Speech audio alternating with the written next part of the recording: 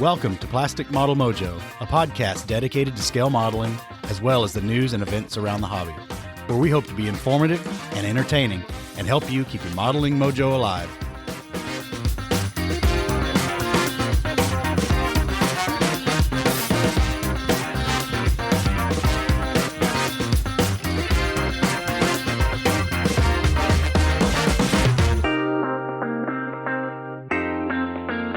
Well, listeners, we're at the end of the year. We're up to episode 54 of Plastic Model Mojo. Dave, how you doing tonight?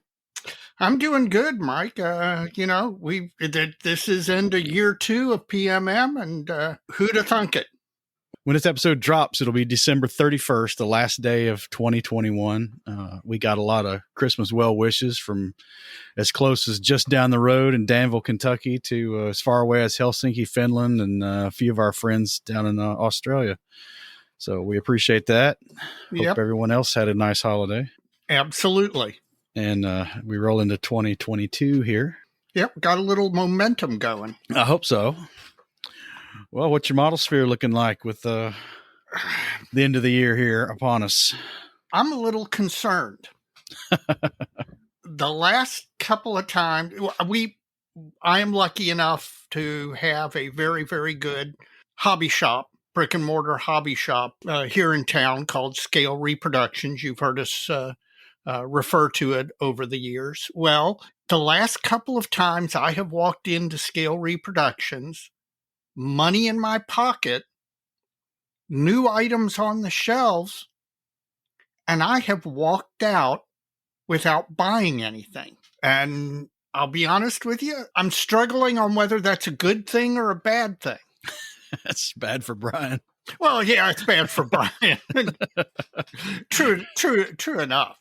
But I'll be honest with you. There's a part of me that's wondering that maybe because I didn't have the most productive year this year, and we'll get into that later, I'm wondering if that plus turning 60 has made me a little more reluctant, selective or whatever, to pile another kit on the stash, especially when my workbench isn't moving as fast as it did last year. So now I don't think this is a long-term thing or anything, but it's just interesting that just for the last couple of visits to Scale Reproductions, even though there's been new stuff there, I haven't been parting with the green. So we'll see what kind of trend that shows down the long term. Well, there'll be some shows coming up. Oh yeah. Oh yeah. You'll find something. Especially maybe not kits, but you'll find something. Yes, yeah. So how about your model sphere? Well, first I want to give an early shout out in this episode to one I missed last time. That's to Eric Simmelmayer out in California. He had caught on to the fact that I'd mentioned painting these fantasy miniatures, these old ones from the 70s and 80s a while back. And he sent me a nice selection of 70s and 80s 25 millimeter fantasy miniatures from his old collection when he was buying and painting these back in his youth. And he sent them along in a little ChessX storage box. Now, ChessX is their dice company, but they sell these 3 or 4 sizes of plastic boxes with foam inserts for miniatures. Just a real nice gesture.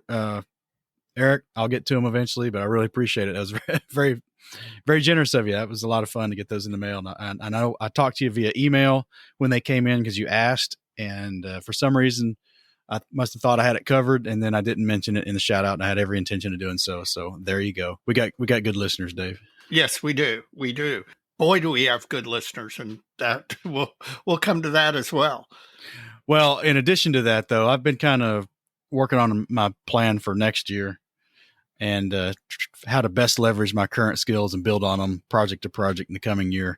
So I don't know if we'll get to that this episode, but probably in our maybe next our kickoff episode, we'll get into some of that. So that's pretty much it for the model sphere. Yeah. Well, I would hope that this close to New Year's Eve, you aren't recording this without a modeling fluid in hand. I am not. And what do we have? I got something new. Ooh, do tell. It's a bourbon. It's a Michter's small batch out of Louisville. Yes, Michter's corporate office is 2.5, 3 blocks from my office downtown. So I can see it from there. Okay. Well, it's like 91.5 proof, something like that. 91.4 maybe to be exact. But Okay. we'll size it up at the end as we've started doing. What about you? I know you got something too. Oh, yeah, I got something special. Oh. I have special Italian glass that my wife brought back from Italy when she went on her last trip. In it is an ice ball from an ice ball mold supplied by listener and former IPMS president John Nowak. And in the glass is Old Forester 1920 Prohibition style bourbon, thanks to fellow MMCL member and modeler from up in your neck of the woods, Randy Fuller.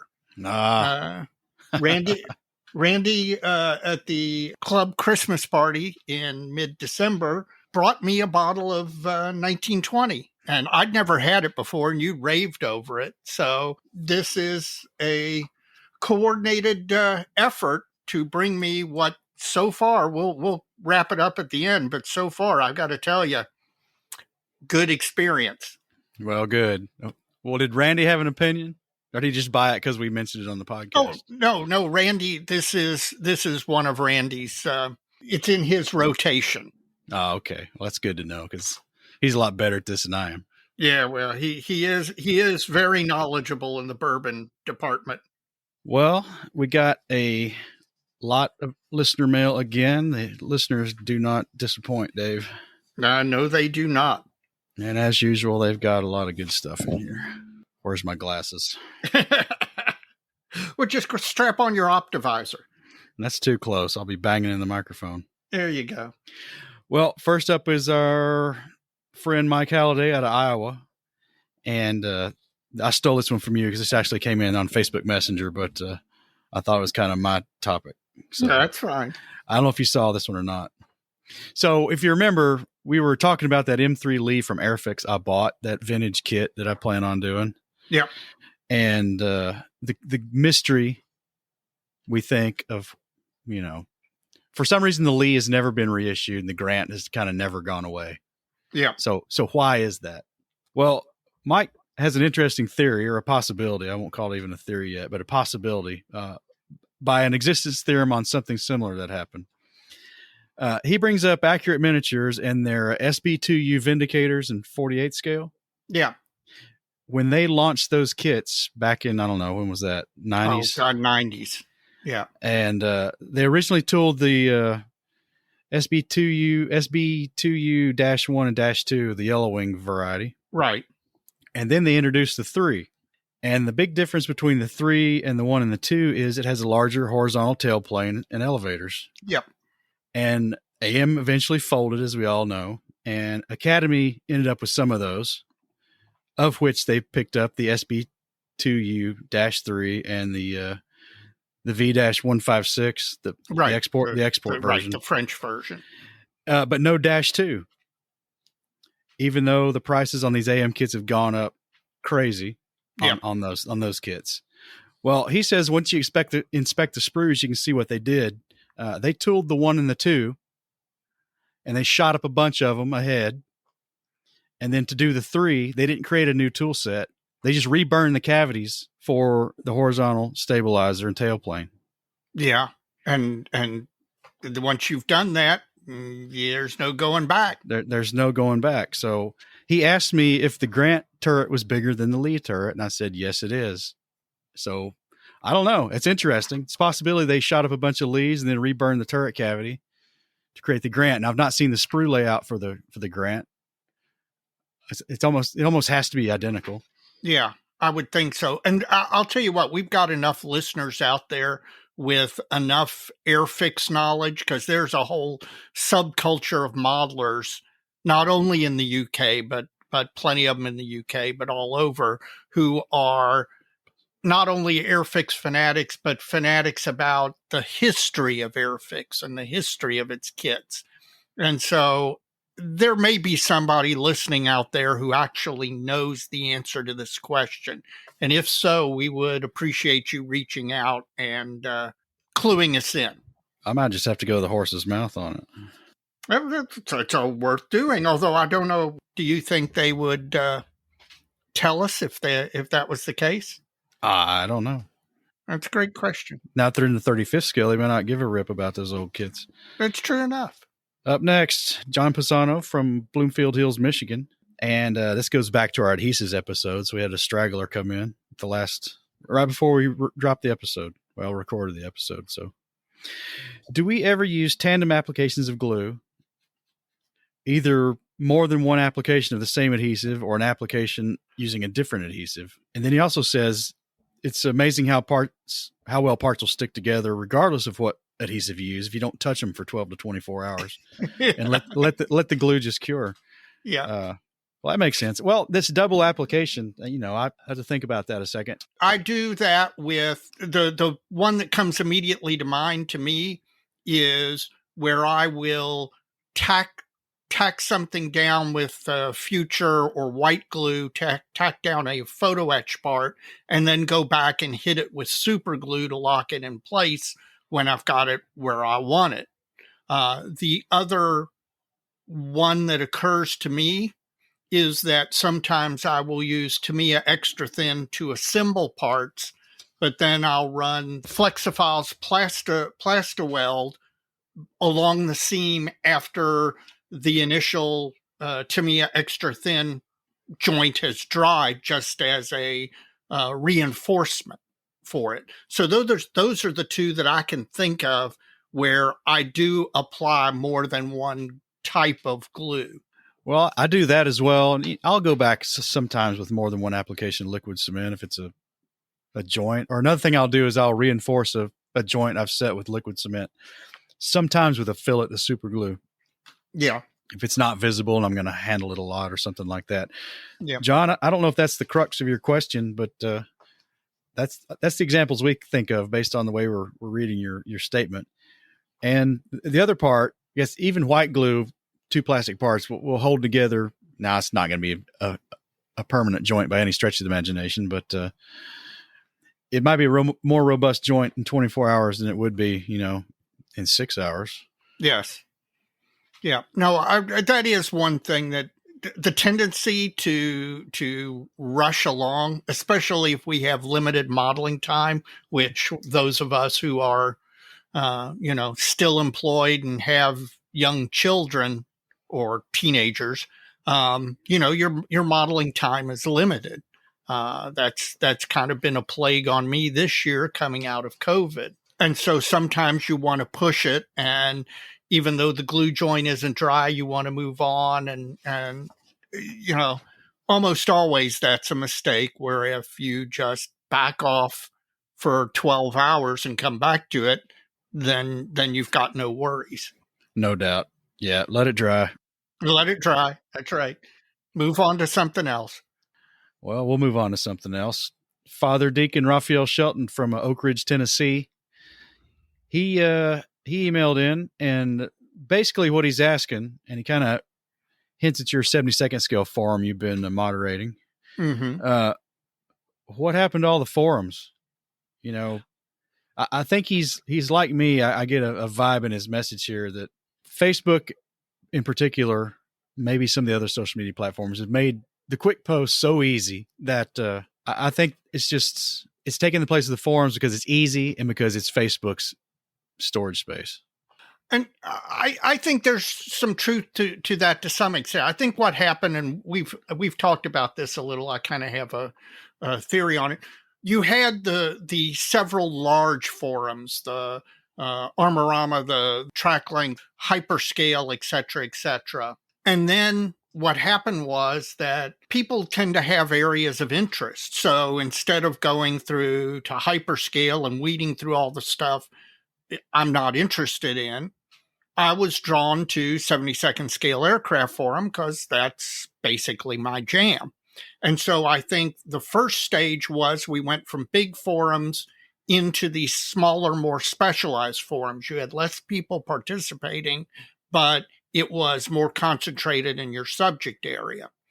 And then because of the proliferation of cell phones with cameras, I think that everybody has Facebook on their phone, or almost everybody does. That became, like you said, default because it was easy to do. Now, I don't think it replaces the forum because of the fact that Facebook is not threaded, and therefore the stuff tends to be ephemeral. You see it and it's like, oh, that's neat. But if you want to go back and find it 2 weeks later or 2 months later, it's really hard to do. Whereas on a threaded forum, I can go on 72nd Scale Aircraft Forum and I can locate any thread by a modeler that I remember from a year and a half ago in 3 or 4 minutes.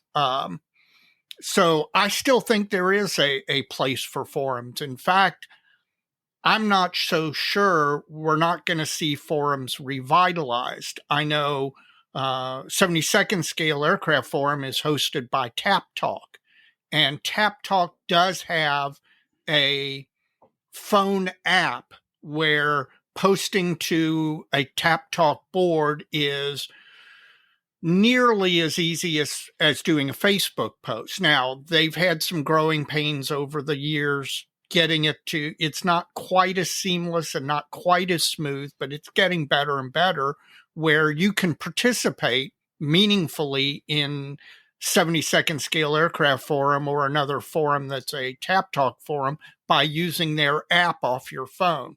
I think probably that is I'm hoping that revitalizes forums, because I do think they are the best way to communicate with other modelers of like interest. I will say the one other thing that I think has probably affected forums as much as Facebook is, and that is YouTube, where people, instead of doing a build post on a forum, can record video and cut a 10-minute YouTube build video. And so I think that's becoming more common as more people get comfortable with that technology. Another problem the earlier forums had was this silly third-party photo hosting. Oh, God, yes. And I think the ones that are out there now have just about got away from that. But yes, Tap Talk does its own hosting. There's scores and scores of broken threads out there that have no photographs. They have the stupid photo bucket logo, the broken photo bucket logo. Yes, that's all you get, right? And I do think that the photo bucket, and when they made that change, I think they damaged the forums for a long time because of that. In addition to that email, he messaged us on Facebook, giving us a pointer to a guy's blog where he was building models themed around the Tintin stories. Now, I was never into Tintin. I think it was slightly before my time, and I think it's also more Eurocentric. But this particular blog that he pointed us to, which we'll put a link in the show notes, has a modeler who has themed most of his building off that, and that's his particular area. And I do think, in addition to forums, that's another thing, is I do think a lot of guys who wanted to showcase their work, instead of showcasing it on forums, showcased it on their own personal blogs, especially since you can do a blog for basically free. And I was looking here to see what that blog was. It's the Strobez Miniature Modeling Museum. And we'll put the link in the show notes. Strobez Miniature Modeling Museum ought to get you there, but again, we'll put the link in the show notes. Absolutely. So, thank you, Father Deacon Shelton. We'll make folks aware of that. All right, here's an interesting one, Dave. All right. John Clausen from Reno, Nevada wants to know if VMS is going to be a big name player like AK MiG or MiG Ammo, or do you think it's different, and why? Now, VMS is Vantage Modeling Solutions. I can't remember where they're out of. Somewhere in Europe, aren't they? It's somewhere in Europe. I'm thinking either Germany or Czech Republic. I'm thinking it's in English. Maybe. Oh, is it? UK? Okay. I don't know. Their website defaults to English. That's why I'm curious. That's Oh, why I'm okay. saying that. And well, I don't know.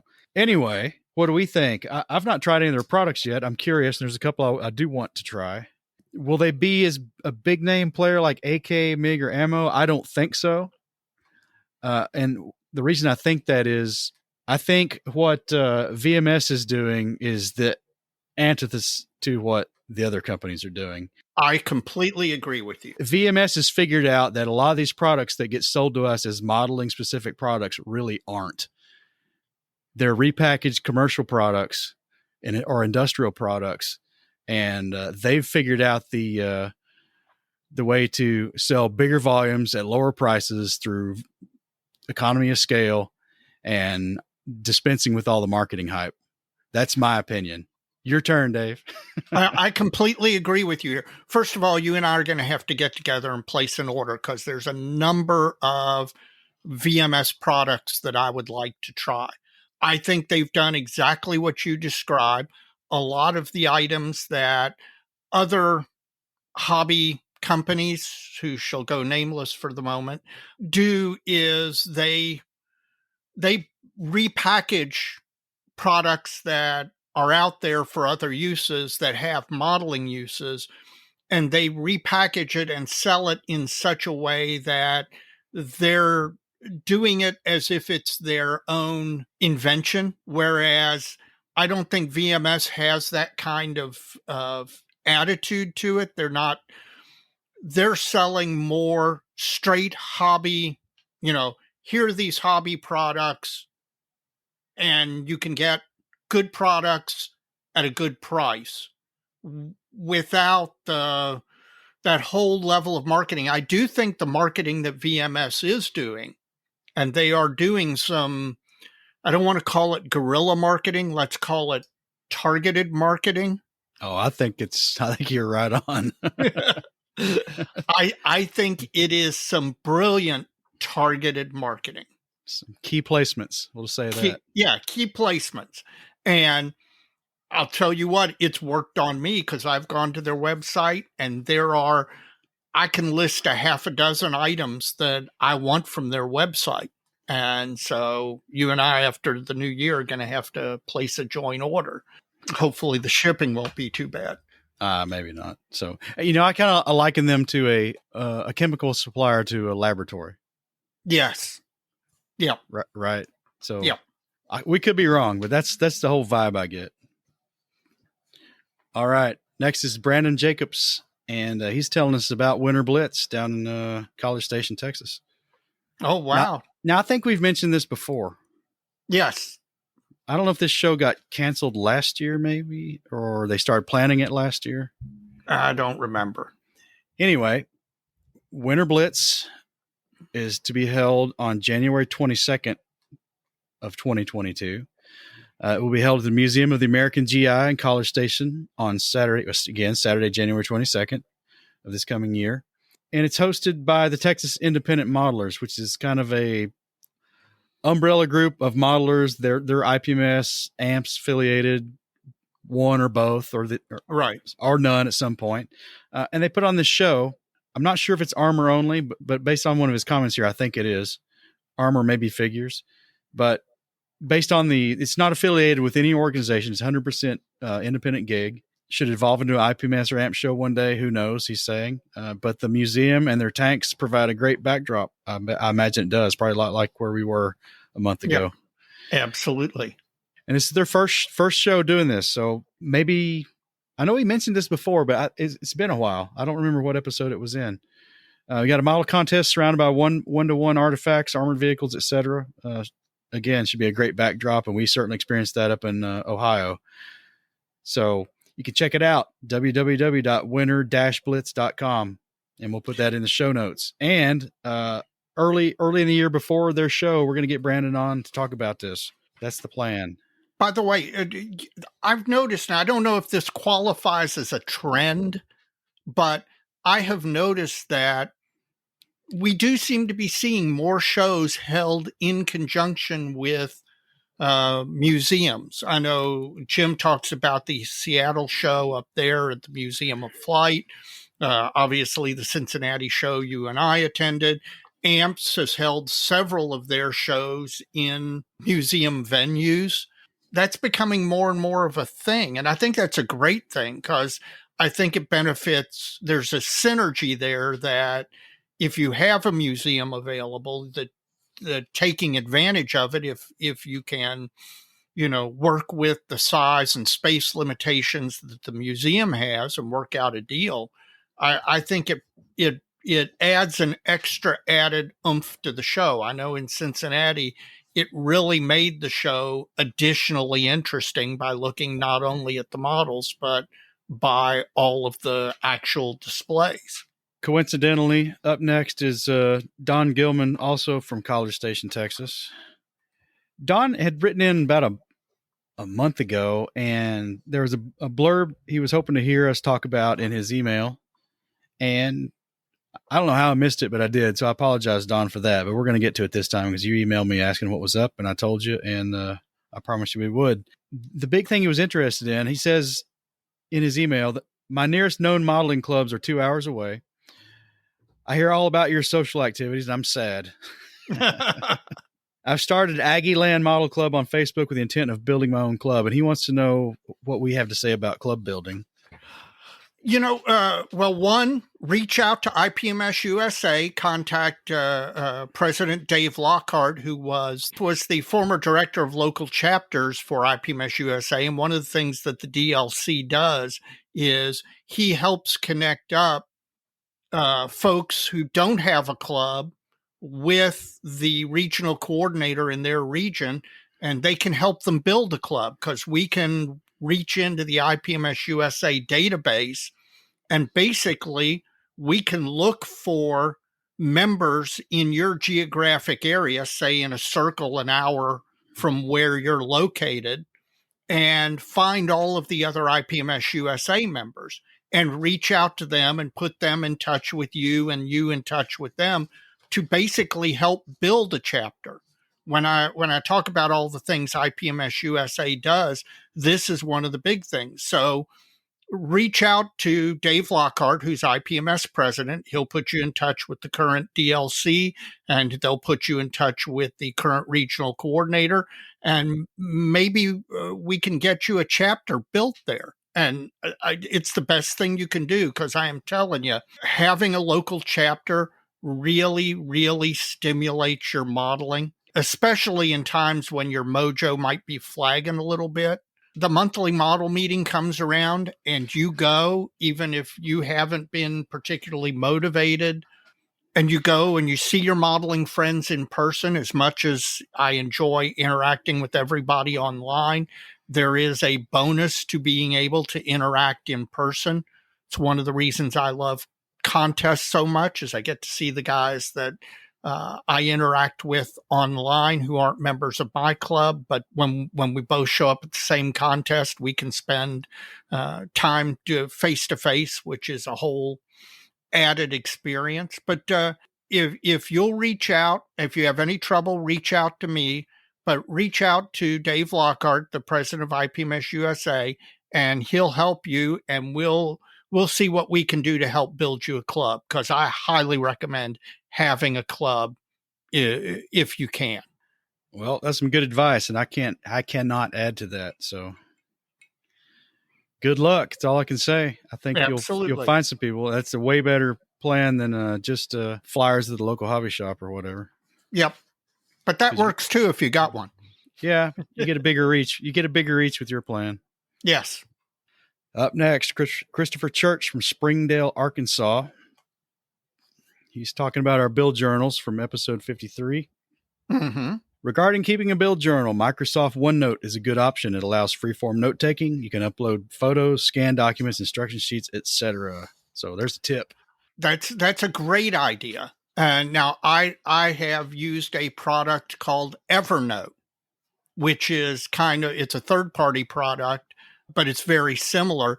And it does everything from if you run across a web page that's got information on something you're interested in building or whatever, you can just hit the little Evernote icon and it will save that web page. It'll download the actual page. so that if it disappears later, as things happen to do on the internet, you'll have that. You can organize it into folders for different projects.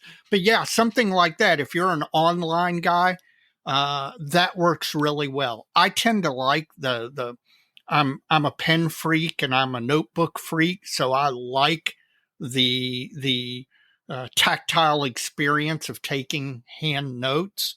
But if you're more of a computer online guy and are more comfortable with that experience, I think that's a great idea. Well, I'll look into that. And I'm sure there's an iOS version of something similar. Oh, I'm sure for all the Apple folks. But sure.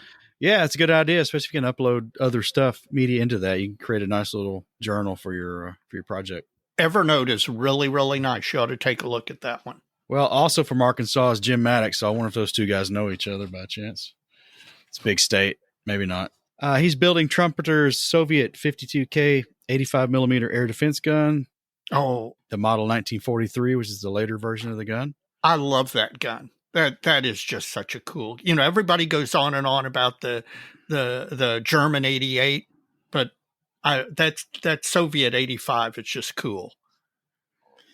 Well, he's saying the kit does not come with any figures. Well, it's a Trumpeter kit. If they did, you'd throw them away anyway. Tell us what you really think, Mike. Any suggestions on who makes figures for the gun? Well, I've emailed him already, but we'll drag this one out through the mud. I know of no kit or figure set for that gun specifically, but it's kind of a deal where it's the Model 43 gun, so it's going to enter service late 43, mid 43, and go on through the end of the war. So really, any Soviet figures with preferably the Model 43 style uniforms are going to work for that. Now, I think I told him that I think it's Stalingrad Miniatures makes a set of artillery crewmen for, like 152 millimeter gun or the one you're building, the 122. Right. Which could, in theory, be adapted without too much difficulty to serve this weapon as well. Now, I don't know if this has a seated fire position or not. I'd have to go look. But if it did, I would look at like Mini Arts Soviet drivers set. You get a seated figure, possibly, that would need less conversion work to it than a standing figure to make it fit in the seat. If there was such a thing, that's kind of the path you're going to have to take. I think you're just going to have to cobble something together, and there's plenty of options out there.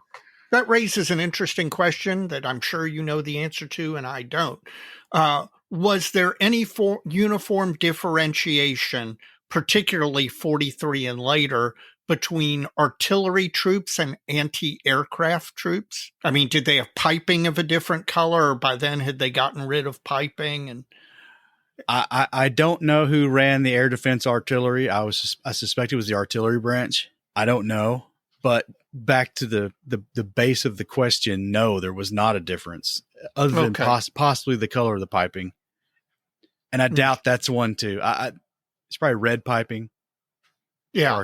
For artillery, I would guess, unless the infantry used the guns, which it could be the raspberry color, magenta color, if it was the infantry. But yeah, you're just gonna have to. The uniforms weren't unique, other than possibly the color of the insignia. The cut of the uniform is going to be the same, so you got a lot of latitude there with what you could select, but you're gonna have to cobble something together. Get creative. That's all I can say. Well, you got anything else, Dave? That's all the email. Let me see. Do I have anything else? No, I think that's it. All right. Well, you can send email to plasticmodelmojo@gmail.com. We'd love to hear from you, whether it's a topic suggestion or commentary on something we've said, or help answering somebody's question, whatever it is, criticism even. We don't care. Let us know, and we'll get you on. And we'll talk about. We'll read your email and have a discussion about it. plasticmodelmojo@gmail.com. And tell us your geography, preferably city and state. We love to hear it. We just want to know where folks are. And not only that, but if you have suggestions for topics for future episodes, we really love those. We've had several listeners suggest, just like the adhesives episode we did, that came from a listener suggestion. So if you have a suggestion for something you'd like to hear about, go ahead and let us know. It may be something that helps us do an episode with the topic. Well, Dave, that's it for listener mail this time. At this point, I would like to give you my usual plug and ask you to rate the podcast in whatever podcast app you're using. If you're not subscribing to the podcast, we'd like you to subscribe. That helps as well. If you have a modeling friend who is not listening to our podcast, please recommend the podcast. You may, if they're not as tech savvy as you are, you may have to show them on their phone how they can download the app and a podcasting app and how to subscribe to our feed. We'd appreciate that. And finally, if you are a Patreon subscriber or a PayPal donator, if you would reach out and email us, I'd kind of like to gather a list of the folks who are with their their USPS contact information. We're not selling your information or doing anything with it or giving it to anybody. We'd like to have it to do things like send out Christmas cards and stuff like that, and little thank yous. So if you're a PayPal donator or a Patreon subscriber, if you would do that, if you'd reach out to our Plastic Model Mojo at gmail.com, in the subject line, put Patreon or PayPal and send us your name and mailing address. We'd kind of like to compile that for a list to be able to reach out and thank you for your help. And while you're doing all that, and that could be a lot, please check out all the other podcasts out there. There's whether you're into one, some, or all of them, you can find them all at modelpodcast.com. It's a consortium website we've set up with the help of Stuart Clark at Scale Model Podcast to have a single repository of the modeling podcasts who choose to participate in this family with us. We try to scratch each other's backs as best we can. Modelpodcast.com. Go there and check it out. You can get a link to all the podcasts and you can go through those and listen to them all. There's a lot of content out there. You can fill up all your bench time with podcast content if you wanted to. In addition, we've got a lot of non-podcasting friends out there who have blogs and YouTube channels. First up is Stephen Lee with Sprue Pie with Frets. He's got a great blog, long and short form topics. He's posting almost every day out there. A lot of great content. Some more great content is coming from Chris Wallace, model airplane maker. He's got a blog and a YouTube channel. Now, Chris just got a bare metal kind of airplane kit for Christmas or something I saw, so I'm looking forward to that YouTube video. You and me both. I'm going to start bugging him now about doing a video on it because I've got that TU-128 coming along. So I want to see his suggestions on bare metal. So check out Model Airplane Maker. Also check out Inch High Guy from Jeff Groves. Inch High Guy is all things 72nd scale. It's a blog. He's got a lot of content out there. He's a very prolific 72nd scale modeler, and he's also got a lot of ship information. So I need to contact Jeff Groves again because I found a tree root in my rabbit hole. I need to find a way around. So he'll bring a flamethrower to it. He'll burn right through that sucker. And finally, is our old friend Jim Bates at A Scale Canadian TV. Please check out his YouTube channel. It's a lot of fun. Absolutely. And you got to say hi to Cornbread. So hi, Cornbread. That's right. So watch his episodes. I know he's got one coming up soon. And finally, if you're not a member of IPMS USA or IPMS Canada or your national IPMS chapter, consider joining. As we talked about earlier in the episode, IPMS does a lot to facilitate the formation and growth of local chapters. It's one of the things that happens behind the scenes. You come on to a local chapter and it's like it was there fully formed, and you don't realize that chapter got built and assisted by IPMS USA, either in putting people in contact with each other or supplying insurance for the monthly meetings or for the contests. So if you're not a member, please consider becoming a member of your national IPMS chapter. Well, Dave, I think it's time for a word from our sponsor. Absolutely. Got to hear from Dr. Strangebrush. Plastic Model Mojo is now brought to you by Model Paint Solutions, your source for Harder Steenbeck airbrushes, David Union power tools, and laboratory-grade mixing, measuring, and storage tools for use with all your model paints, be they acrylic, enamels, or lacquers. Check them out at www.modelpaintsolutions.com. Well, we're back, and it's time for Wagon's Ho for Omaha, Dave. All right. How long we got? At the time of this recording, we are 204 days away from the IPMS National Convention in Omaha, Nebraska. Almost about to break the 200 mark, man. Well, when this drops, it will be.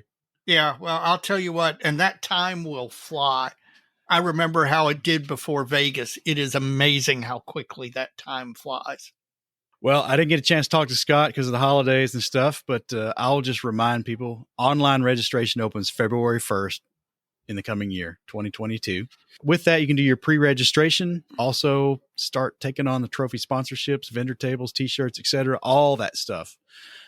Now, I don't know if they're doing some of this via email right now. I've not asked Scott that, but certainly after February 1st, you can do just about anything. Part of the reason for this is that IPMS USA is going to a new software system that's going to manage both the membership roster. Yes. This the back end, it's called Wild Orchid is the company / service. And this is a big change for IPMS USA. And it's a big transition for us, but it's a corporate enterprise software thing, and should, when fully implemented, make all of this stuff much easier to do and to maintain. We look forward to February 1st for sure, and getting all that electronic paperwork out of the way.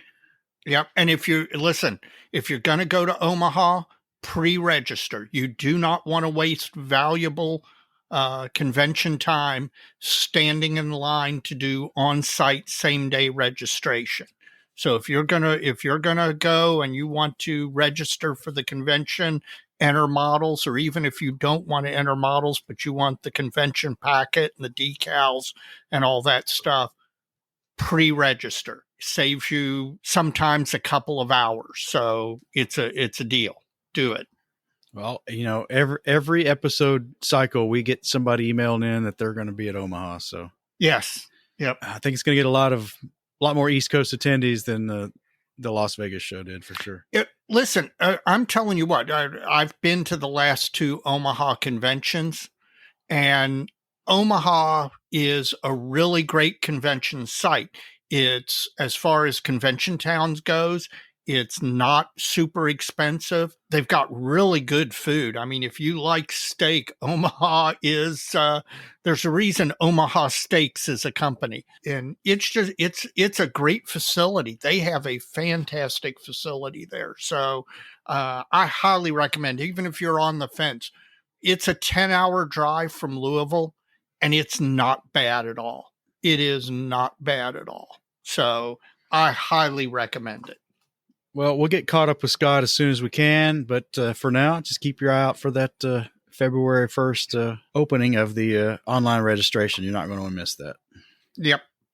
Well, Dave, it's time for Benchtop Halftime Report, sponsored by Tackett Z, our good friend Ed Tackett at Tackett Z. Tackett Z is the must-have tools for the model maker. You can check that out at www.tackettz.com. You can enter the discount code of PMM at checkout and get 20% off your entire order until January 15th. So get on that. Check it out. See what you got. Still going to support the alligator clip stands, man. I was going to tell you, as a matter of fact, my Benchtop Halftime Reports involves some of his products. Well, let's get into it, Dave. What you working on? The Mosquito has been flat coat or semi-matte coated, ready to do the canopy, which is, I've started masking the nose. I've got to build the internal frame for the back half of the Mosquito canopy. I'm not going to finish it by December 31st, but it's going to get finished and finished soon. What's delayed me is I was working on a a secret project. As some of you know, my brother was a B-52 bombardier navigator radar nav for 20 years. And Academy came out with a 144 scale kit of the B-52H. I wanted to knock one out for him for Christmas. And so I started working on that, which kind of distracted me from the mosquito.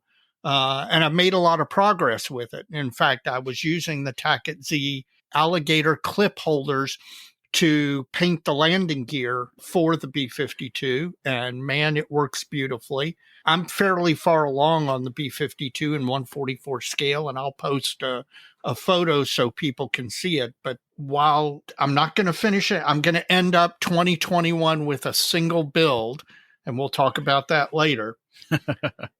I'm going to end up 2021 with several models that could easily finish in the first quarter of 2022. I could find myself at the end of March with 3 or 4 completions. And so that wouldn't be bad. You just been working on the B-52 and the Mosquito? Mostly on the B-52, a little bit on the Mosquito. The Tu-152 is on hold.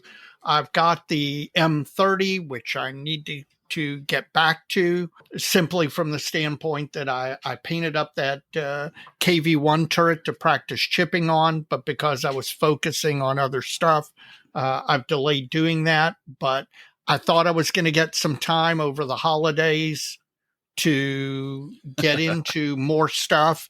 And it just as normal, last year was an exception to the rule.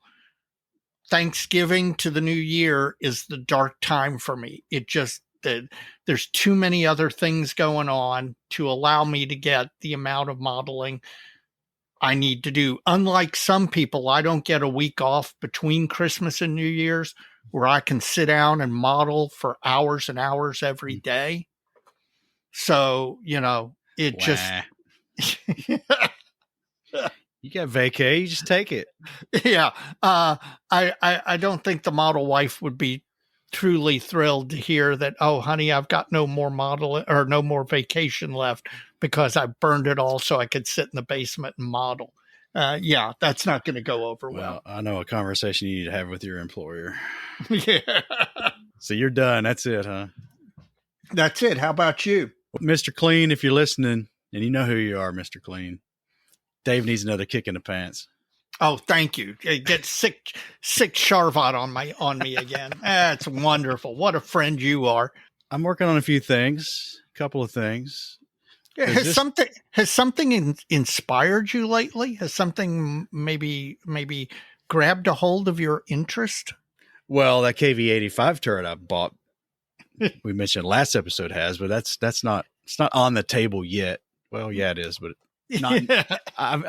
No glue and plastics yet. None of that's happened. We'll get to that eventually, but not in this episode. The Zis 2, the 57 millimeter anti-tank gun, the base. I've started putting the DOS air dry clay on the base. I posted on Facebook. I've done the outside of the revetments done.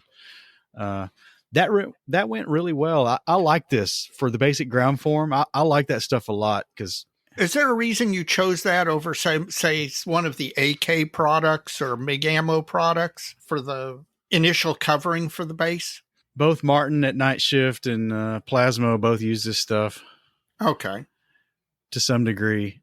No, not really. Other than I'd seen it used, and I know the Vallejo acrylic paste that I used on like the PT-76 base. It had some qualities I did not like. The texture's really uniform. I don't know. I didn't like the color, so it's going to have to be painted anyway. So I just was looking for something else, and this air dry clay, because you can put it on, it'll. I undercoated the base with that Vallejo textured earth, right? And boy, that stuff gives a tooth for this clay to hold on to. I'll tell you that. So it's got that going for it. Yeah. But with this clay, you can spread it pretty thin. And you can press, whatever other scenic items you want to put on the base later into it and leave an imprint, leave a footprint for it. and it can come back and it'll look like it's actually sitting on the ground, not like on top of. Right. You get weight to it. Right. You get weight to it. To the degree of thickness I'm spreading it, it dries, overnight. It'll get a full dry. And I just like it. I think it's really clean. I was worried it was going to be sloppy and messy and it's going to get all over stuff I didn't want it on. Was not the case at all. It was very easy to work with. No cracking issues as it dries. I'm putting this stuff on maybe 4 or 5 millimeters thick at the max. No, it's not. It's not cracking at all. Okay. And that is a concern with really piling it on, right? Sure. So a curiosity I have is how well does it stick to itself, putting wet over dry. Mm-hmm. So I'm going to be playing around with that a little bit, maybe on something else besides my Zis base, to see if you can thicken it up after the fact without it cracking. Like add an elevation change or a hillock or just a rise in the ground or something like that. Yeah, and there's like one footprint from an ammo crate I put in that wasn't quite right. It needed a little more material under it to get the full footprint. Yeah. I want to see if I can go back and put that in and maybe press that in again and not have any gaps under it. Gotcha. So after this, once I get all this done, I've still got the inside of the revetment to do. It's going to get the full night shift treatment. You put it down, you make up the glue and pebbles and sand mixture and you paint all that all over it. Mm-hmm. Put the static grass on it, and then you paint it black. Yeah. You go full Johnny Cash on it. And I'm telling you what, every time I've seen him do that on 3 bases now, and every time I see him do that, you get a catch in your throat. It's like, oh my God, your base looks so good. Why are you painting everything black? But boy, it works. Yeah, it does. So we're going to follow that line of reasoning and give that a try. I think it's going to work out good. Now, you were mentioning some things that you were going to spread about.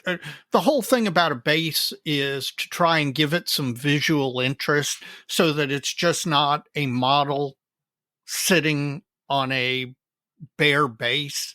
You want the viewer's eyes to be attracted to, that's why you put so much time into those ammo crates. You talked about some other stuff that you were thinking about scattering around the gun to add visual interest to the base. Well, I've mentioned it numerous times on this podcast that, I'm a purveyor of these wartime German snapshots.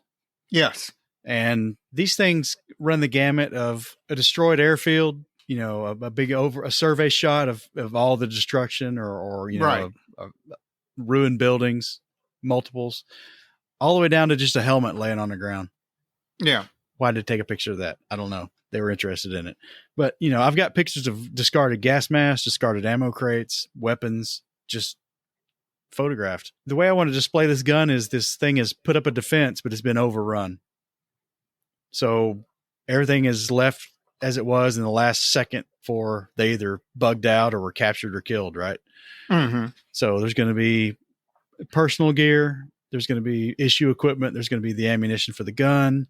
There's going to be their small arms, that kind of thing. So all that's going to be placed around and hanging around on this base somewhere. So I think I got the interest part covered. We'll see.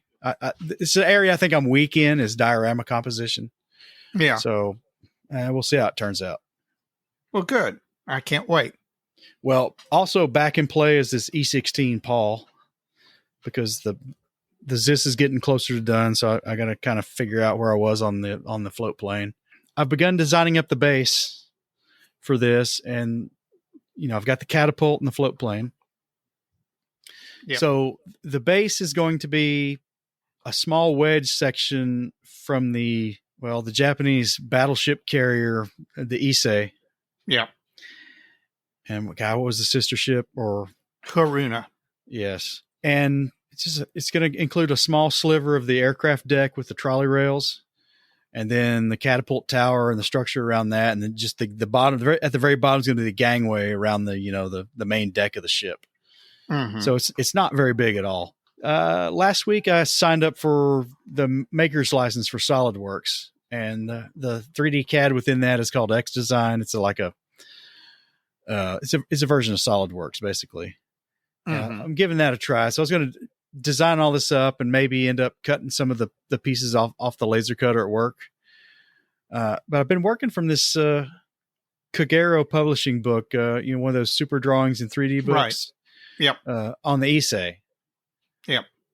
Because the Issei book covers is the battleship carrier, where they took the two aft turrets off and built a big fantail on it for float planes and other aircraft. Yeah. Anyway, there's 1/350th, the ship scale. Yeah. There are plans in this book. The problem is, in my opinion, they're not right. There's something wrong in the plans. And I was working on this for a couple of days, and it's something wasn't adding up. And then I took another look at the catapults in the drawing in that book. And they've got the turntable pivot in the wrong location on the catapult. So the book drawings and all the CAD in the book is based off those drawings. They've got this issue on the catapults, those Japanese catapults. The pivot for the turntable is like from the start end of the catapult is about a third of the way down the length. Right. Well, the drawings have it halfway down the length. It's almost in the exact center of the catapult. Do you think the defect is only in the drawing of the catapult, or do you think that affects the drawing of the base part of the ship? No, I think there's a sliver in the ship length that needs to come out. Okay. It's because everything from the tower forward, because there's those middle turrets on that ship. Yeah. Looks to be pretty close to being right. There's just this section of decking between the center or the pivot of the catapult and the aircraft deck that's just doesn't make any sense at all in the drawings. And I think this is why. So is there an anatomy of the ship on the Issei? No, there's not. I don't think there's much known on these ships, because they were converted in 44, I think. Right. 43, 44. And just there's some unique features that I don't think really got documented that well. Yeah, that would not be unusual for mid to late war Japanese. And then of course they burned a lot of the stuff they documented too. So, well, the short of it is this error creates some confounding issues within the structure of this wedge section I want to make for the base of this model. So there's going to be some fudging to make it all work. But to be honest, that Fujimi catapult is kind of just representative anyway. Yeah. It's not a highly accurate model of this catapult, because I don't think anybody really knows what it looked like. Yeah. So that's pretty much it. That's what I've been working on. Nothing new yet. Cool. We're both going to have a great 2022. That's what we said in 2020. Yeah. We had both of us had good 2020s, man. Well, I think the pandemic effect is apparent there. So, Mike, have you been looking at what's coming out? Do you have some faves and yawns? I have, and I have too, and I am so glad we delayed recording this episode by one day. Well, I can't wait to hear that, but I'm up first, looks like. Go ahead. Zvezda released their catalog for the coming year. Yeah, and, they did. It's got some nice 35th scale releases in it. First up that interests me is a T-70 light tank. Now, Mini Art's got a couple of T-70s already, but it's early Mini Art, Yeah. And it's got some turret shape issues. The turret in the Mini Art kits is symmetrical about the center line on the long axis, Right. Down from the back of the turret through the gun barrel, that direction. Rear to front to rear. Yeah. It's symmetrical and it shouldn't be. And there's some aftermarket turrets to fix that, but they're kind of hard to get. But I'm curious to see what Zvezda does with theirs. We'll see. So I'm excited to see that. And in addition to that Zvezda release, on the T-70, they're releasing an STZ-5 artillery tractor. Now, there was already one of these by Vulcan Models. Right. Out of Hong Kong or China or somewhere. Pretty nice kit. There were some accuracy issues with the running gear, which Panzer Concepts made a resin kit to fix, which I have have that, and I've got I have one copy of the Vulcan models kit because it's out of production and it's hard to find, really. Yeah. I mean, every once in a while there'll be somebody selling one out of Hong Kong for 2x what it retailed for. Yeah. And the last one I saw didn't even have decals or instruction sheet or something. It was just the, over trees or something. So I'm anxious to see what Zvezda does with that, because, if they make it, it's going to have some staying power. Oh, yeah, absolutely. So we'll see. What's up for you? I need a cigarette, man. Today, December 27th, 2021, which is when we're recording this episode, both ICM and Special Hobby announced both versions of the KI-21 Sally. This is an aircraft that Japanese World War II modelers have desperately needed. It's only been kitted twice before, once by Revell Japan way back in the 1970s, 1980s. It was also kitted by early MPM, early in the 2000s, back when they were still very, very, very short run. I actually have all of those. All of those. I actually do. But this cries out for a modern KI-21, which will lead to a KI-57 Topsy, an MC-20. This is a big hole in the Japanese twin market. And to have two companies on the same day announce new versions of this kit, and it's a beautiful aircraft. I mean, this thing is gorgeous.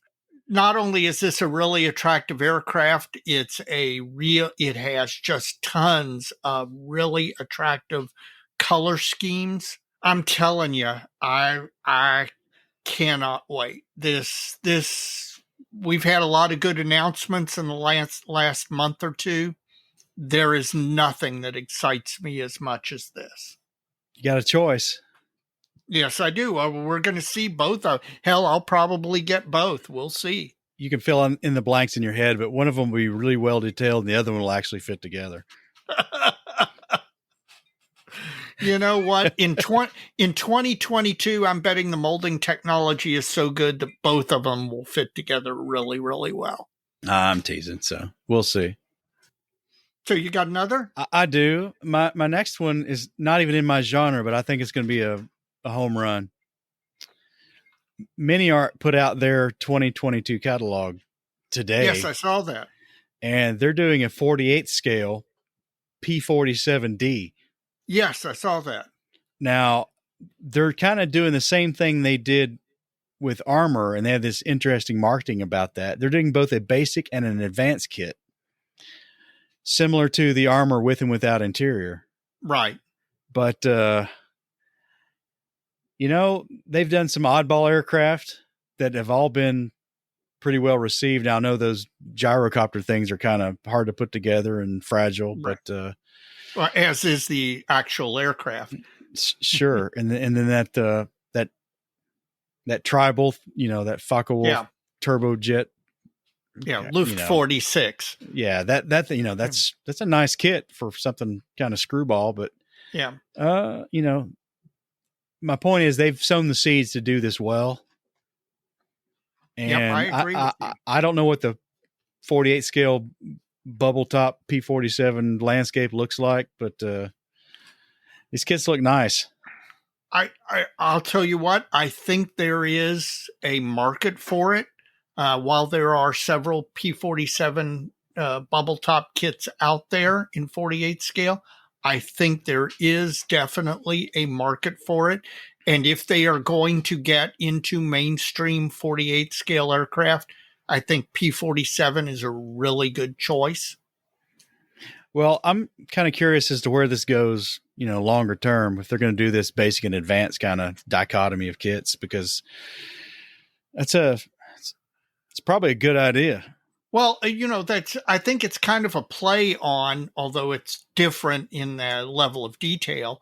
Edward had done the weekend, the Profi pack, the basic kit, different levels of add-ons to it, masking, photo etch, etc. I think they are attempts to take the basic set of molds and get more sales out of them. And I would not be surprised to see more companies go this way. Well, this one, it looks like the advanced kit has an open cowl and a full engine. Yeah, which is on aircraft. That's where you go. It's basically the interior of a tank. Right. And then the basic kit looks like it has a solid cowling and maybe a facade for the engine. I don't know. Mm-hmm. Just the front cylinder back, maybe. Right. Yeah. I don't know. We'll see. So that's my other fave. It's not something I'm going to buy, but mini art's getting good, and going into mainstream 48 scale World War II aircraft is that's a bold move. We'll see where they go. Bold move, Cotton. Let's see if this pays off. What else you got, Dave? Well, welcome to the Ocho. This one's for you, Mike. A company called GPM or GPM-CAT, KAT48. I cannot figure out what the name of the company is, but this is listed in ScaleMates. This company is releasing in 48 scale an IJN catapult. So I don't know anything more about it other than the company has announced an IJN 48 scale catapult, and there's a picture on ScaleMates. But this could be an interesting turn, if nothing else, if it's an actual detailed model of a real Japanese 48 scale catapult. It could certainly serve as a reference guide for scaling it down into 72nd scale. So I saw that, I thought of you, and I thought, Mike's going to get one of those. No, I'm not, because I think that's a paper model. Oh, is it really? Yeah, you might want to go look at that again. I could be wrong, but I saw a catapult on there in the last week or so that was actually a paper model. It's well, I'll have to go back and look at that, because obviously although again, paper models can be quite detailed. But I'll have to go back and look at that. I saw that and I thought thought that might be up your alley right away. Well, my next one is from EVM out of Russia. Uh-huh. And they're 3D printing company. Yeah. And the thing that interests me, and I want to get some of these to see if actually the printer I have access to can print these. Yeah. They've made a series of spherical slot head screws in 6 sizes. I saw those. From 0.8 millimeters to 1.4. Now, the reason it interests me is because I've got that IBG 7TP Polish tank. Right. And beautiful kit, nice kit. I don't want to knock it, really, because it's certainly leagues ahead of what was out there before. Right. But that said, the fasteners on the turret were these really shallow domed screws that had their slotted screws, but they weren't like a full blown spherical rivet head. Yeah. Yeah. They're not flat, but they're almost flat, but they have a spherical shape to them. Yeah. Like they like to just shave the top off the sphere. Right. Yeah. And I don't know if these as is will serve as replacements for some of those on the turret, but if you can 3D print this stuff and make that work, yeah, then I can make my own. Right. Yeah. Oh, absolutely. Especially since you have access to all that high quality, high tech space gear. That's right, man. So EVM, and they're on ScaleMates. A lot of releases. They got a lot of other stuff besides these screw heads, but they've got some KV or IS return rollers and stuff like that, and a lot of stuff in some other scales. Again, quality wise, I don't know, but I'm probably going to pick up some of these screws I'll probably bookend it, get the smallest one, the biggest one, Yeah. and see what that looks like. And if it looks doable, I may try to print something similar on my own. I can't wait to see it. You got another fave? No, I've got a yawn. Let's hear your yawn. Okay. And again, guys, I'm not crapping on anybody's modeling. If you like this stuff and it's your thing, great. I'm all for inclusive modeling. The more modelers, the better. The more people building more stuff, the better. It just makes Dave sleepy. Yes. I just have no clue. I have no interest, and I don't understand egg planes. These cartoonish, they initially started out of Japan, although they do seem to have spread a little bit, where it's a caricature of an aircraft, and they basically start with the shape of an egg and make the airplane around that shape so that everything looks like an egg. They're called egg planes. If you build one for a lark, I can understand. It, might be funny, might be a joke, might be a relaxing side project. There are a lot of these things out there, and I cannot imagine that there are that many people who are serious egg plane builders where they're going to have a collection of egg planes. Maybe that's just me. Again, I'm not crapping on your fun, but I know what your daughters would say. What? Boomer. Yeah, well, probably so. Probably so. Maybe I am terminally uncool and old. You saw those F-14s, didn't you? Yes, I did. Thank you. That is exactly what did it for me. 32 versions of the same F-14 with different markings. Just, as an egg. As an egg. I apologize. That's it. I just don't understand. Well, I got a yawn too, but it's not okay. an egg. It's not an egg plane or an egg tank. Okay. There's some Dragon reissues again this month. I'm glad to see them reissued for those folks who are looking for them and want them. But man, how about something new, Dragon? Come on, wow us! They are flogging those molds, aren't they? Yeah. I don't know what to think. What happened? They just got. I know they rested on their laurels and all. Well, maybe it's the old tortoise and the hare, right?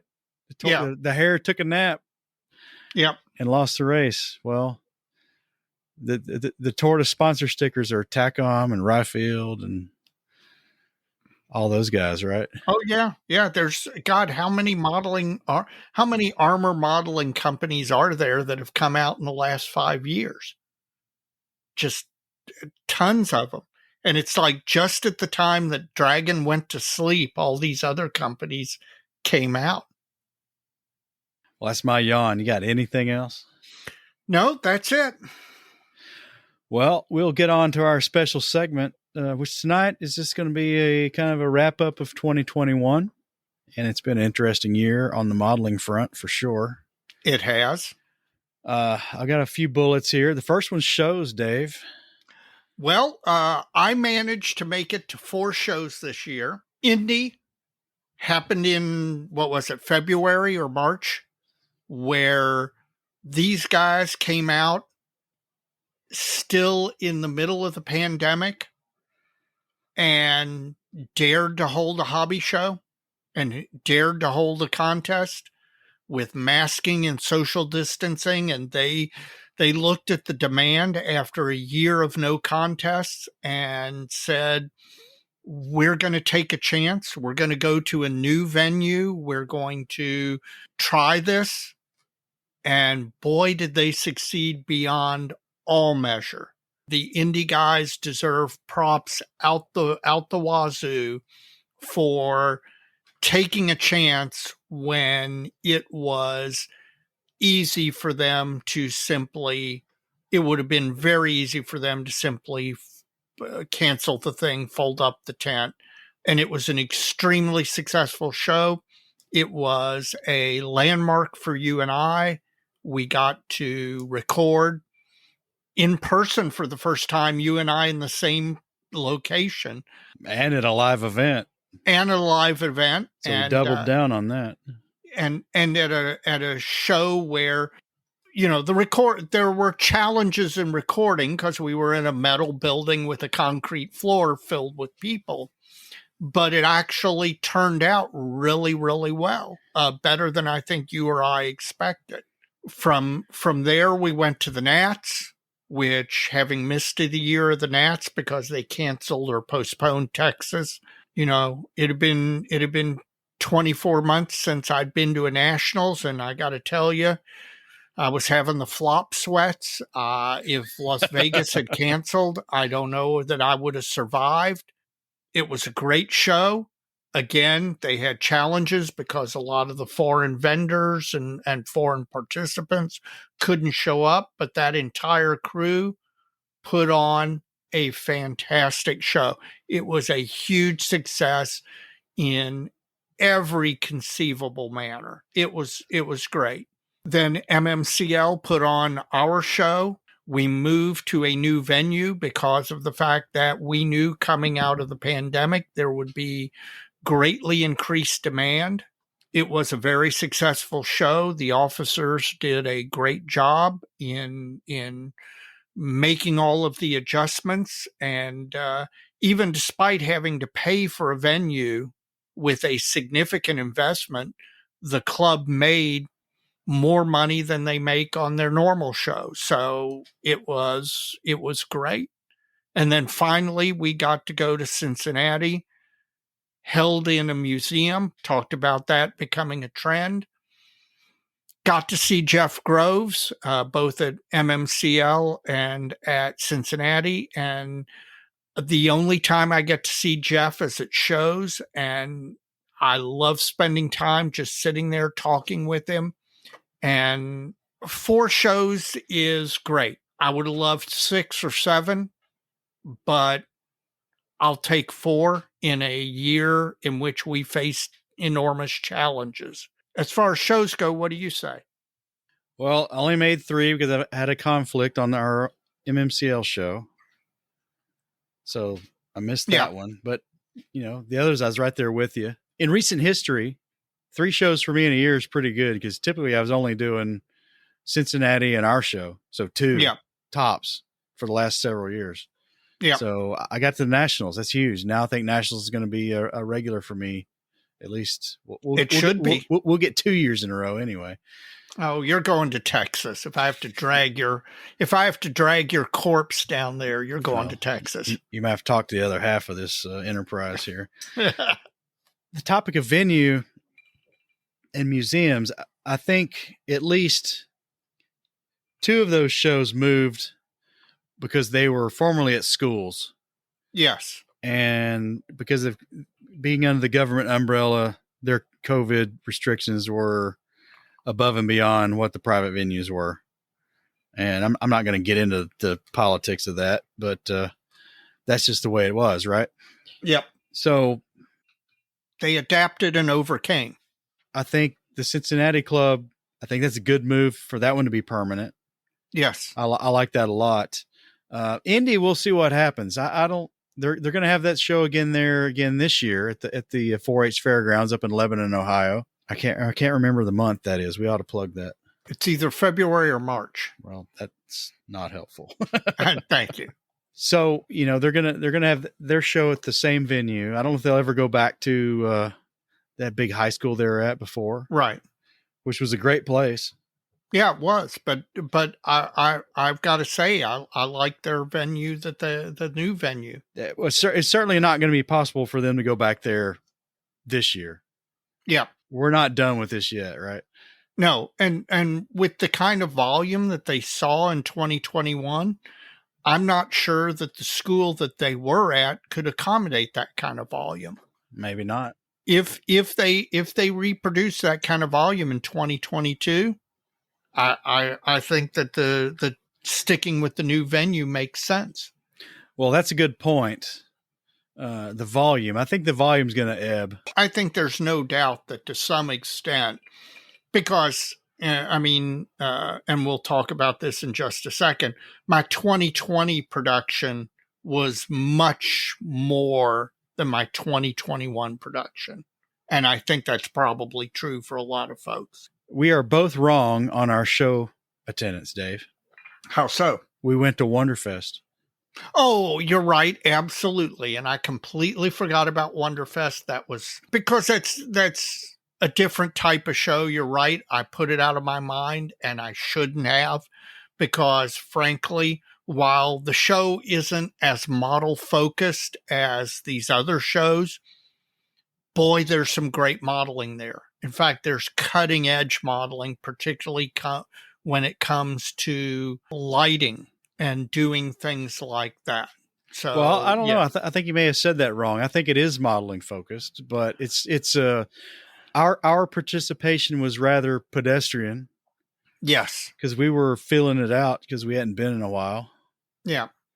But I mean, the show has a model contest to it, but it also has all of those things that are not just model focused. It's like a Comic-Con merged with a model show, merged with some sort of sci-fi convention. It's a different sort of animal. It is. It's fantastic. It puts us at 5 and 4, which is pretty phenomenal, actually. You're right. Actually, you are right. I forgot about that. Thank you for reminding me. I enjoyed all the shows. I think, I've got my eye on the ones I want to try to get back to in the coming year. And we got the Knoxville one we're talking about. Yeah. So we'll see what 2022 has in store. I know we're going to, I'm probably going to Indy. I'm probably going to Cincinnati. Oh yeah. Nat's probably going to Wonderfest in some capacity, and this Knoxville show. So maybe, and the MMCL show. So maybe I get to 5. Yeah. Well, if we can work in Heritage Con, if they hold it, who knows? This could be a big year for us. Well, let's move on to the next bullet, which is our modeling. Oh, do we have to? Okay, this is a little disappointing. 2020 for me was a great year. 4 completed models, which comes close to my record of 5 in 1 year. 4 quality models. I really liked what I produced. I enjoyed it, but 2021 was a different animal. I only finished 1 model, and that was the 3D printed Starship that Jeff Groves gave to me at Indy. Thank you, Jeff. Thank you for keeping me from a goose egg. Barely. But I've got a lot of stuff that's really close. You know how you have some years where during the year you're working back and forth and you get a lot of stuff really close, but you don't push over the line, probably at least in part because you're jumping back and forth. That was me, and I'm willing to accept that as long as in 2022 I push these over the line and end up with, at the end of March, 3 or 4 completed models. And then I can hold my head high. I can go to Omaha. I can try and increase my production, which may be related to my reluctance to purchase new models at the hobby shop, just simply because I realize I'm not moving as fast as I need to. I need to streamline the process. I spend way too much time procrastinating. I'm trying to think how many I finished, if I finished any. Let's say I finished 1. I think I finished the Airfix Nostalgia build early in the year. I think you did. Because I took it to Indy. Yes. I think I did. I think you finished it right before Indy. Well, I did enter it in the Dayton virtual contest. Right. Gosh, I don't know. So 0 or 1? It's 0 or 1, which is pretty bad. But this is almost done. Yeah. The pole is completed. It really needs painted. The aircraft is built. It just needs to be painted. I just got to figure out all the other stuff. Yeah. So I don't know. I could get 2 done, 2 for sure. By Omaha. Come on, man. And I've got to get that Musaru Cup thing done by March. Yep. You need to get on that. So maybe 3. Yeah. That would, again, if we can both finish 3 kits by March, I mean, at that point, we're back to 2020 production levels. Well, I don't think the E16 is going to be done by March. Well, the kit itself, okay, if you finish the kit, you can count that as a completion, even if you plan on doing a base with the catapult and all of that stuff. If you finish the model itself by March, that counts. That's above the hard deck. Well, you're generous, Dave. Yeah, well, I am. I'm a generous human being. What can I say? Well, we hope to do better in 2022. Yes, we do. Because you're getting tired of hearing about this crap. Modeling adjacent. Well, the biggest one for me is Plastic Model Mojo itself. I'll be honest with you. I did not expect it to go the way it did. If 50 people listened to us, I would have been thrilled. And it's orders of magnitude larger than that. Not only that, but it built a community, and it built a community just at the time, frankly, because of COVID, we needed it. I'm amazed at, we all go to model contests, or we interact online with somebody who is that modeler, who is not a pleasant person, who exemplifies all the bad attitudes. And our community certainly emphasizes to me that those people are the minority, not the majority of modelers. Our listeners have been nothing but generous. I love interacting with them. I had no idea when you and I started doing this that we'd have a community, or that we'd end up interacting with all the people we do. And I got to say, I love it. I've learned, and not only that, but I've learned a lot. There's almost nobody that we've interacted with that I have not learned something from, a piece of information, be it a discrete piece of information about a particular subject or a technique. The interaction we got on the adhesives episode was amazing. As far as modeling adjacent things, Plastic Model Mojo is probably the number one thing on my list. Well, mine too, but considering we're in the middle of this podcast right now, that one kind of goes without saying, or it's kind of normalized out of the data. Yes. For me anyway. Yeah. I tell you, mine kind of hinges around this job change of mine. Yeah. And all of a sudden I've got access and responsibility around some equipment that I've dreamed about. Toys. It's just, yeah, toys. Kid in a candy shop. Fabulous, wonderful toys. Plus you get to send things up into space. I mean, come on. I do. I that's gobsmacking in itself, but yes, back to modeling. That reality has me revisiting some things, some projects that I wasn't sure I was going to proceed with, or if I even could. We got a good SLA type 3D printer. We've got a laser cutter. There's a lot of stuff on the table with that. I mean, that just, what it lets me do is it lets me experiment and play instead of just trying something and sending it off to some third party vendor and getting back what I get back, whether it works or not. Yeah, you can control the quality. I can control the quality. That's absolutely right. So I think in that regard, the new job has certainly increased the tools in my toolbox, and I look forward to it to capitalizing on that. Really, I really do. In addition to that, I've talked about this KV85 project. I think finally I have something on my plate that is going to make me possibly explore video. I would love to see that. And I think if I do that, it's going to be under the Plastic Model Mojo banner. Mm-hmm.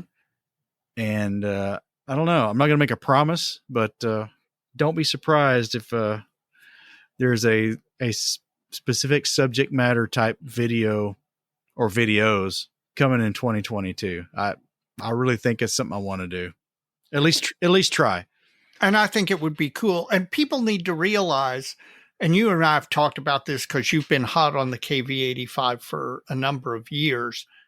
People don't realize how little information is out there on this particular vehicle? There are what, a dozen photographs? There's a few more than that, but only a few. Maybe 16, Yeah. probably 14. Known photographs of production vehicles. Yeah. Prototype excluded. Right. This is truly an exploration in expanding the knowledge of the historical context of the vehicle itself. That's fair. That, my wife accuses me of being a librarian who occasionally builds models. I love the historical research. I love Dana Bell is my hero. The guy who goes through the Library of Congress archive photographs one by one and figures out things that nobody else has ever figured out. To expand that level of knowledge for a Soviet vehicle that they built, a couple of hundred of? Yeah, it's shy of 200. I think 150-ish, something like that. It would just be amazing, much less being able to produce an as accurate as we can come up with kit of it. Well, there's 3 kits, but that's for another time. Yeah, well. Anything else for 2021?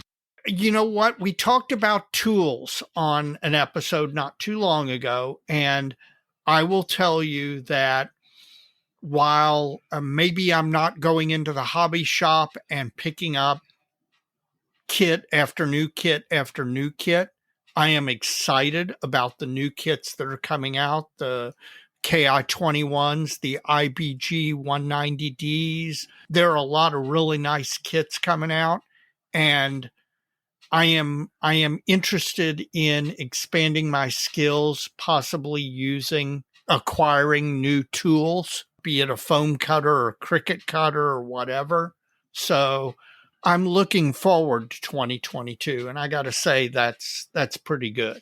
Well, that's a good point. We need to collaborate and figure out who's going to buy what. Well, Space Tango is going to buy everything, and then I'm just going to think so. ship everything to you. Damn. It's hard to justify a foam cutter or a cricket cutter for a law firm. I can try, but I'm not sure I can sell the usefulness of either of those items in the practice of law. Well, I'm buying a vacuum former for the Mojo Dojo. Oh, I do not blame you. Whose video was it who made the point that the ones coming out of China really are very, very good? Was that Budzig? Adam Savage. That's right. It was Adam Savage. And I've wanted one of those for a number of years. So, and the price point is really, really good. So if I get that, you got to get either the Cricut or the Silhouette. I don't know which one. You need to shop around and figure out which one you want to get. I'm looking to some kind of cutter is the number one on my list.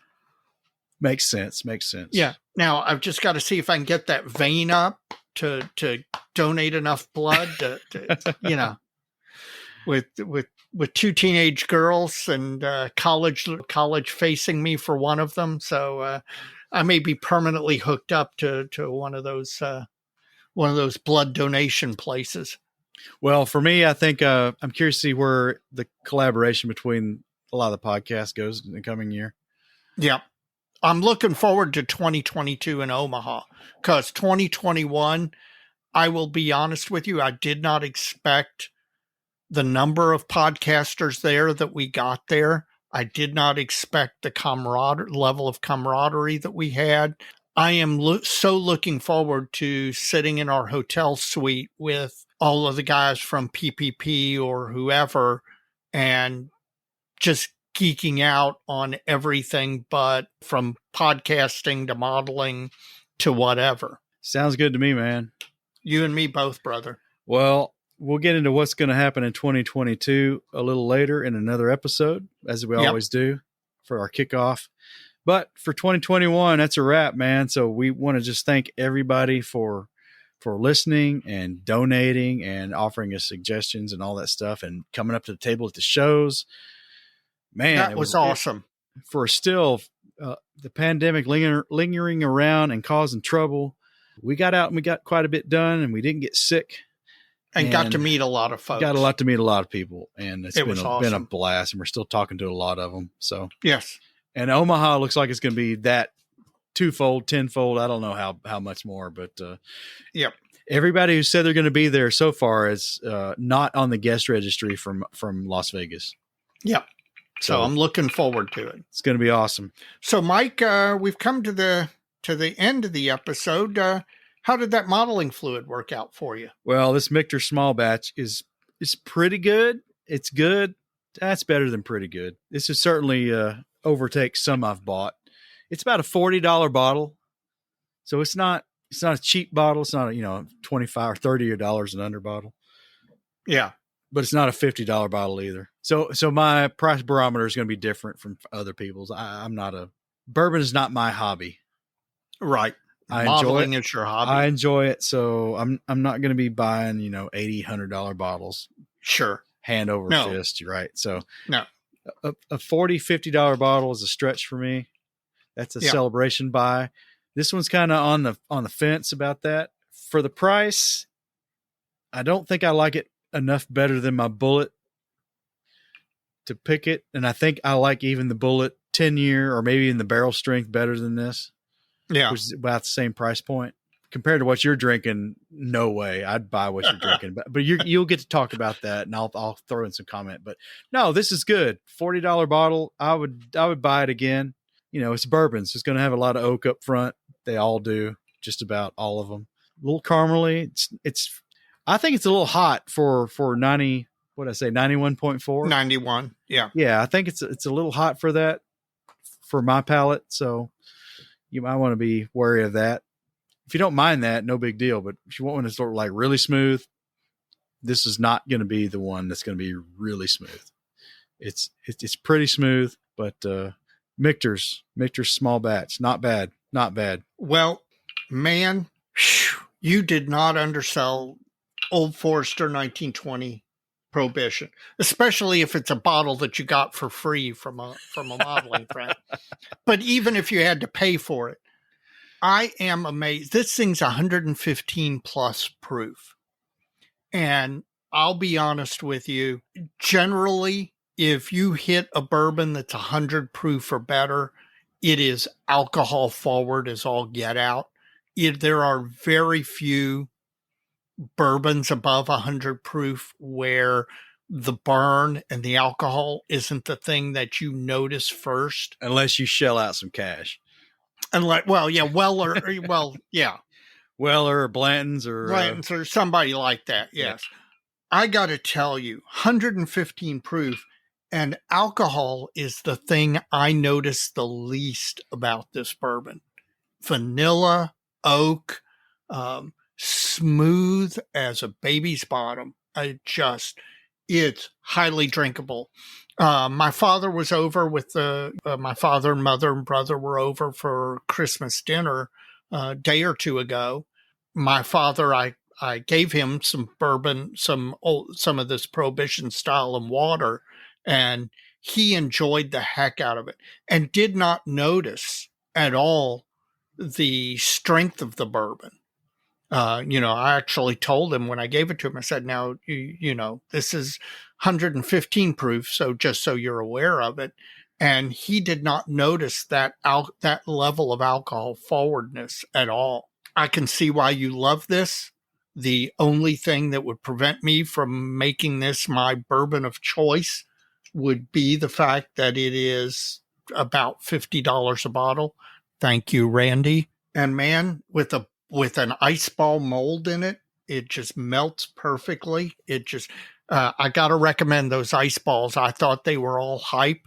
They are not hype. They really do enhance sipping a bourbon. So I'm sold. You got me sold on this. We are taking some of this to Omaha, brother. At least one bottle. At least one bottle. And if you end up in the Mojo Dojo suite at Omaha, we might be able to offer you a small shot of it. There you go. Absolutely. Or something else. There'll be more than one there. That's right. There will probably be some bourbon sampling. Now, I don't want to line out the hotel room door. We might need a leaderboard, though. That's true. We might have to have voting. We might have to have ranking. We could make this a game. Well, that's a great idea. We're at the end of the episode, Mike. Do you have a shout out? I do have shout outs. Okay. First up, I want to shout out to all those who have contributed via Patreon or PayPal to Plastic Model Mojo, because the ranks keep growing and we appreciate it very much. We got some new ones, Dave. We got Doc Breger, and we got Mike Talley, and we got Steve Schaefer, and they've all come to us either through Patreon or PayPal. And made a contribution. Thank you guys very much, man. It's all helping out. It's going to help with stuff we got kind of planned for the future. Yep. And we do have plans, guys. At least another season. Yeah, well, hell yeah. I'd hope to kiss a pig another year. That's right. So if you'd like to follow in the footsteps of these fine contributors, you can do so at PayPal. If you go to www.plasticmodelmojo.com, there's a heart icon in the upper right-hand corner of your screen. That will allow you to make a single one-time donation to Plastic Model Mojo. You can go back there as often as you like, or once and one and done. We're thankful for anything you're willing to give us, and it all goes a long way to helping us out. The other option is Patreon, and now Patreon is a managed kind of recurring contribution. www.patreon.com/Plastic Model Mojo, or you can just go to patreon.com and search for Plastic Model Mojo in their internal search function. You can go there and contribute anything from $1 up on a monthly basis.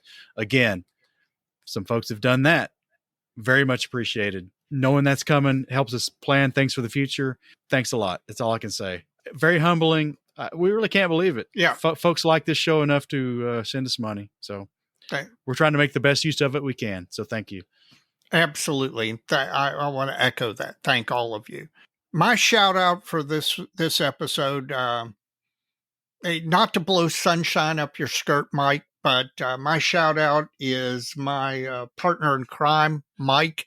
Not only would we not be doing this if Mike hadn't pushed the idea, but in addition, Mike devotes, for me, it's pretty easy. I do some things, but mainly I show up and talk and be a pretty face. Mike does a lot of the hard work, and Mike devotes himself to making sure the quality of the audio that you're hearing is good. I take pride in the fact that the audio in our podcast is good enough that we constantly hear from listeners who talk about us, and that's all Mike. None of that's me. I'm hoping to eventually learn some of that to try and take a little bit of the burden off of him. But my shout out is to my partner in crime 2 years into this, and I'm having a blast.